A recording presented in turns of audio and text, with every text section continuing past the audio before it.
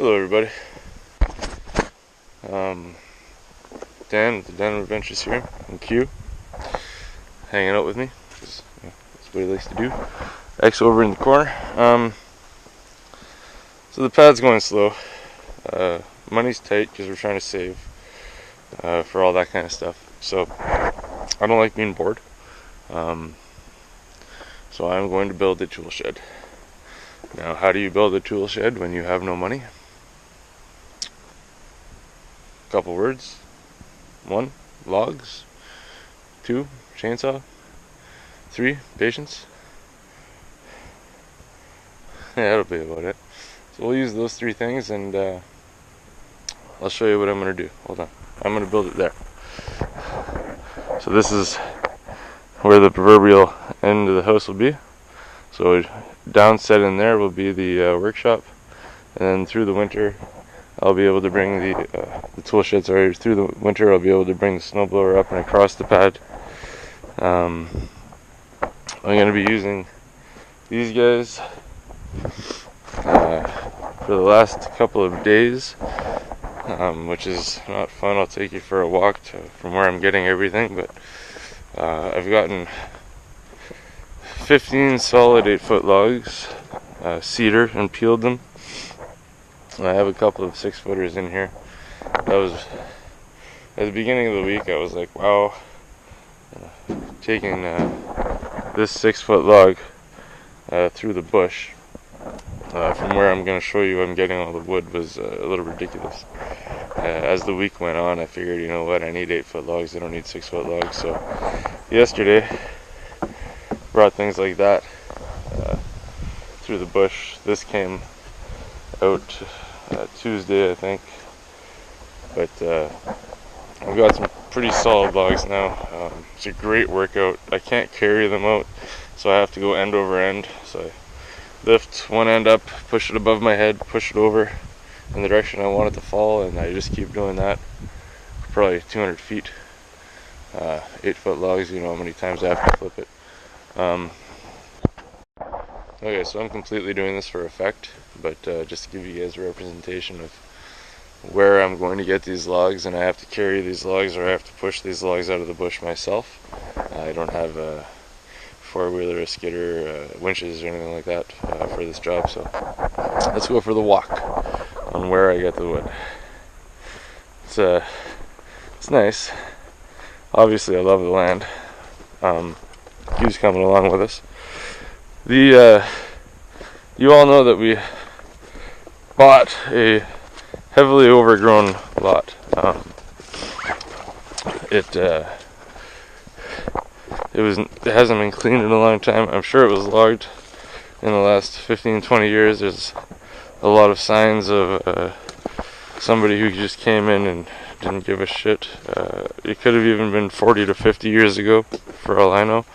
But when they did come in, they cleared a lot of area. Over the years, there's been a lot of downed trees. It's kind of swampy, so nothing really roots well. And it's not fun to traverse. We've set up some of these little sections of sticks and twigs to help us through some of the mud, but this is the original clearing from some of the other videos, if you've been watching the channel. If you haven't, this is about halfway on our 2-acre land, 2-acre chunk. This is all here before. I know somebody came in the last 10 to 12 years and took down a couple of trees in here, which is before I owned it, so I have no problems with that. I mean, you know, so you got to do what you got to do to survive, and hopefully they didn't just waste things. But so this is the beginning of the 2nd acre, and as you can see, it's thick and it's really overgrown. Hasn't been nobody's been taking care of it for who knows how long, right? We just bought it last year, and I haven't had the opportunity to get back here to start taking care of it, but I will. I will be cleaning a lot of this out. I will be opening it up. I believe that that's part of my responsibility buying this land, is making the forest healthier. So Sheila and I will be taking care of that. But this is where I've been getting the logs. either here or back in there. I will say selective logging is a pain in the ass. So for all of you good good lumberjacks, good people, arborists, good people going in and taking care of the bush and logging and making your money, so be it, off the wood, which makes complete sense. You guys have a hard job, the real ones who do the great selective logging jobs. You know, I understand that you're opening up the bush, you're taking down a lot of things, you're opening up the floor of the bush, you're taking your scraps with you. That's a hard job. I'm having an interesting time. I'm only doing a half-ass job. I'm leaving a lot of scraps. I'm planning on coming in here next year and pulling them all together and having a fire. But yeah, that's a selective logging can be a pain in the ass trying to get through a bush like this. So you know, all the props to you guys. This is my next log that I'm going to take today. Right now, sorry, today. There's a couple more trees I'm going to get down. A couple more trees back here I want to get down. If I can get 5 more logs today before we start the production of the tool shed, that'd be great. So I'm gonna show you how much fun it is for me to get this out. If I can't carry it on my shoulder, which I think I should be able to carry this one on my shoulder, then I have to go end over end all the way to the corner, end over end all the way through the path, and then end over end all the way up to the pit where I'm peeling the logs. And then you know, you'd think just with the bark off they'd be a little bit lighter, but they don't feel like it. So you know, it's a decent walk with a log either on my shoulder, or if it's too big, flipping over and over. So I'll show you how I get that next log back. I'll show you how I peel it, and then we'll get started.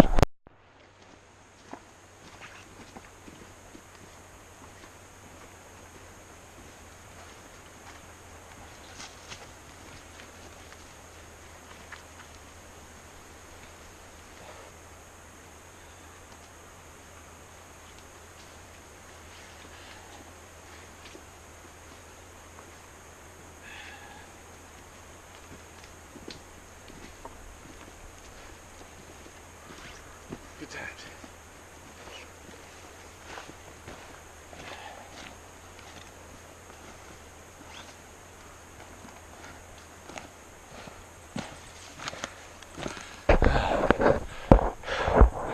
Had to bring it up there by queue. Okay, so I got a couple more logs. Get on to the peeling part of this. I like to peel them when they're fresh. I find them a hell of a lot easier.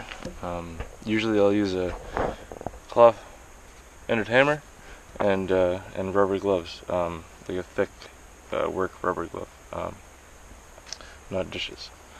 But it's really easy just to get them started. You try to get in right against the wood with the claw, and all you need is a little tiny area to start getting down to the actual wood before it gets really easy. So the first one might take you a couple minutes, but there we go. Okay, this feels oddly dry right now.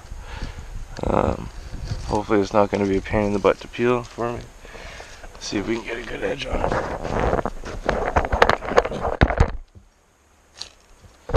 There, see, I just opened it up. So there's basically what you want to see to start. Now you know you're at the wood. And really, like I said, you want rubber gloves or it's going to leave your hands dirty. Came off in a small section. Small section started though. And then you just use the claw to get underneath the next section. And every time it'll come a little bit more. And then once you have a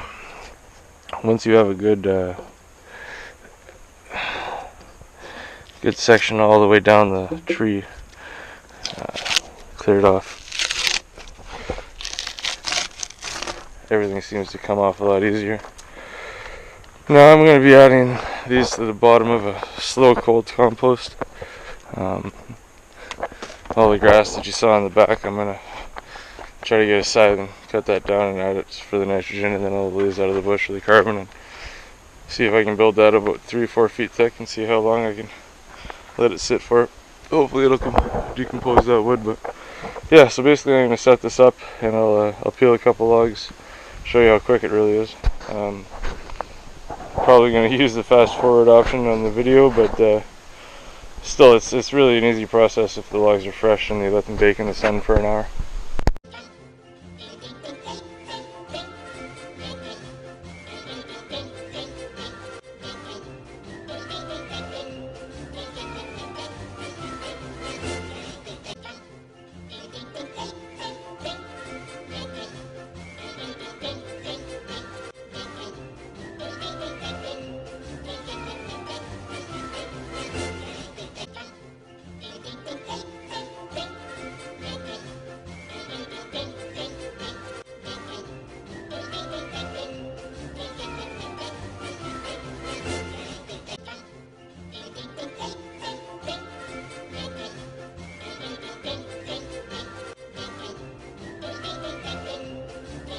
Okay, so the thing I forgot to videotape, one of the steps I did was I basically took my biggest log and I took my chainsaw and I ripped it in half. I just went straight down, straight in half, ripped my biggest log in half, and that's what I'm using as the base. So you can see it here, just nicely in half. Take a good look at the log, make sure you you go against the natural bough so that it's not going to, when it dries, it's not going to continue to curl, so that you have a good decent base. So hopefully I have a good base.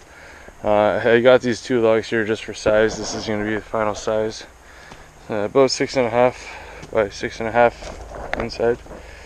Should be enough for a little bench. All my crap tools and the snowblower stored during summer, or even just pocketed in the winter. So this is where I'm going to build. Clouds are rolling in. Kind of nerve-wracking. I don't think I'm going to get much done today, but I will be using bigger logs. You'll see when I'm starting to build it up. But I am going to build it here.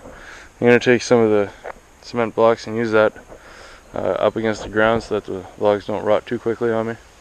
So I'm going to cut myself a section out. If it starts to rain, I'm going to have to reschedule this for tomorrow, but like I said, I have 20 logs. I have enough for 5 rows. That'll at least give me a visual representation of what I'm doing, but I'll bring you along the way. I'm going to see if I can cut myself a chunk of little property out here so that I can put this up and start laying the cement down for the foundation. Okay, I'll be back in a couple minutes. Hey again, YouTube. So I cut out an area that'll work, and I took some of the cement, concrete blocks, and leveled them off a little bit. I'm not sure you can see the soil that I put in there to level them off, but they're all level. This log is level, that log is level. So now I'm going to start building on this. My door,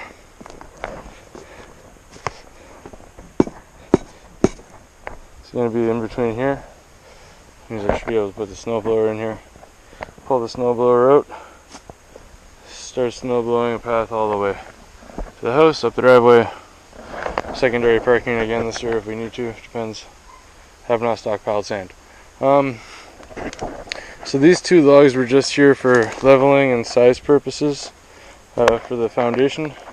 So I'm going to move them out. I'm going to start bringing over the big logs that I'm going to use for the bases, and most of the time if you do a half cut on these logs, it'd be a good idea to do a 3/4 cut on the two end logs to flush up. But with the size of the logs that I have going in, I don't think I'm going to have that big of an issue, but depending on setting up the second layer, I might have to carve a little bit more out of them. So I'll show you the way that I carve the wood, which is extremely rough, very blocky, and then I fill in with chinking or a soil mortar base later. So I'll bring you around when I start cutting. So as fun as it's not, going end to end with this giant log across the land, it's in place now. I have a feeling that that's right about where I want it. I can square everything up as I go. Yeah, I might have to switch, push some of the blocks a little bit the way that I want them before I fill them in, because I will be filling them in, probably just with gravel on the inside, gravel on the outside, and then on top with the mortar mix that I'm using to chink it. like to fill in the whole thing with some gravel, maybe some pea gravel or just, you know, round stones that I can find around here. And a little walkway of gravel building up all of this little area here so that I can get in and out of it. So yeah, I'm going to get ready to mark this and then start cutting it and get some logs in place here. So. Okay, so this is how I'm going to mark it this time and see if it actually works. I'm going to use my finger.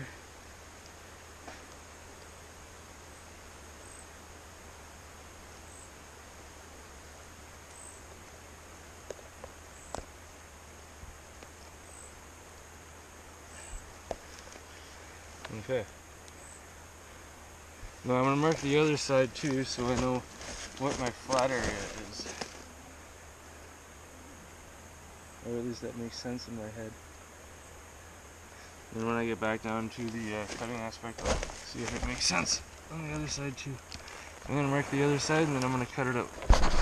So this is tricky. Those marks are not exact. They're just guidelines. And remember, you can't put more wood back. You can always take more wood off. So start slow. I'm going to probably not even get to the line. I'm just going to try to follow the contours of it the way that I think it should go. And I'm going to start with small holes and then dig deeper as if I need to. Okay.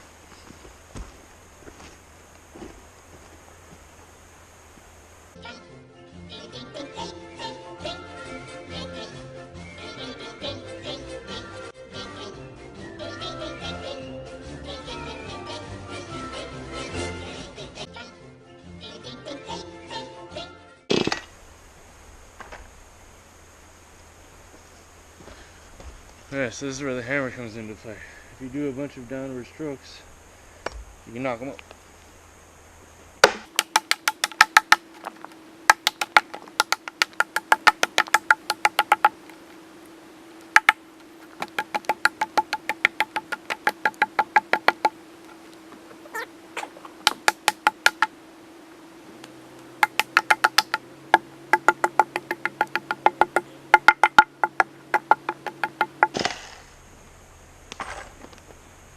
And let me see if it fits.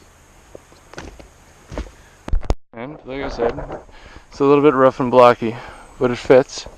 And I'll come back in when I'm filling in with the soil mortar, and I'll round that off. And I'll do all the seals with the soil mortar. But when we get to that, I'll show you how cool that stuff is. Because I've actually used it before. The family I lived with a long time ago.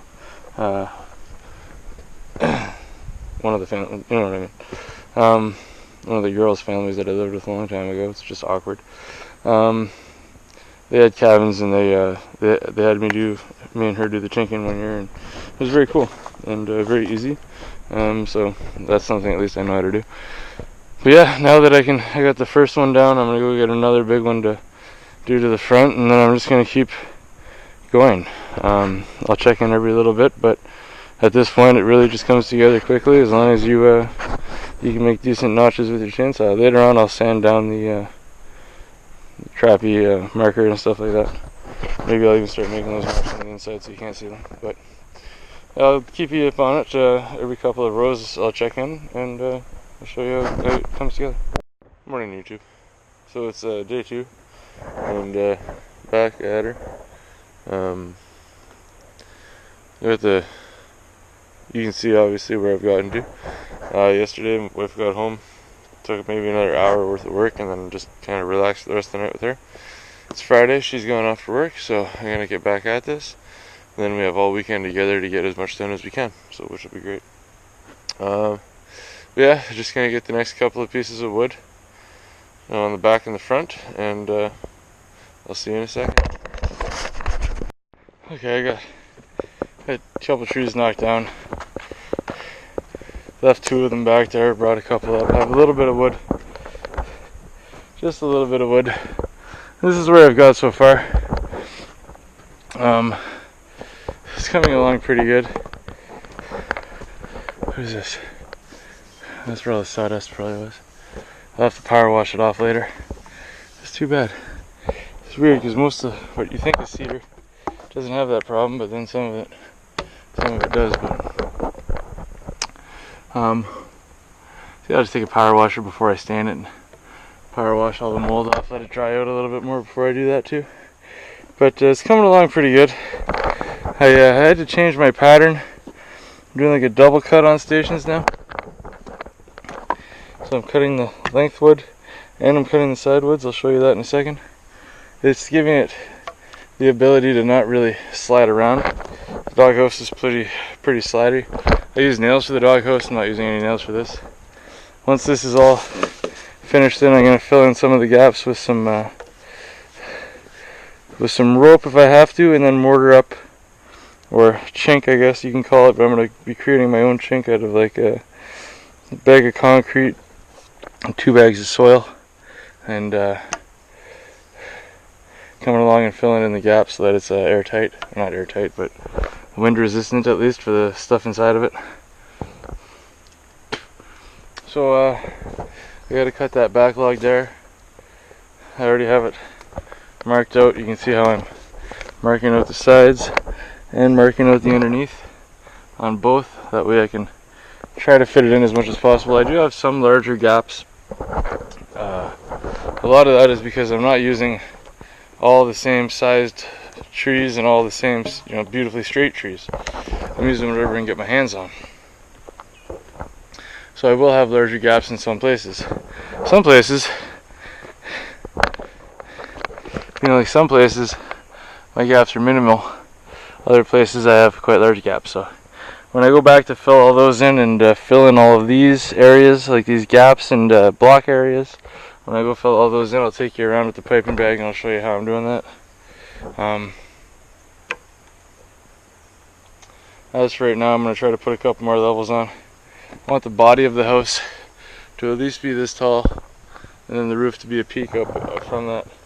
I might have to change that though, because I know I have a couple of doors that I need to put in this, and they need to stand up. So once I fill in the bottom with the pea gravel, I want to make sure that I have enough room to put that kind of stuff in there. So I'm looking for an inner cavity of 7 feet tall.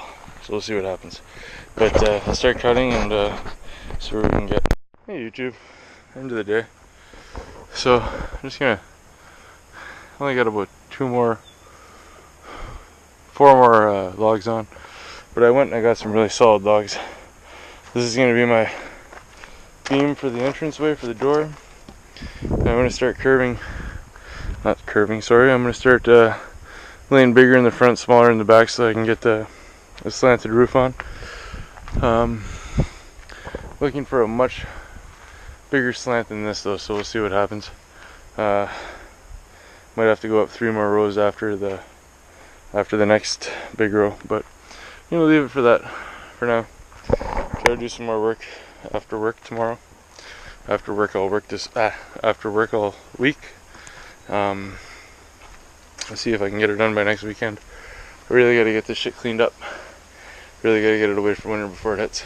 I kinda love how the mist is coming in quickly now though. About 9 o'clock. Check you soon. I will continue to let you know how it goes.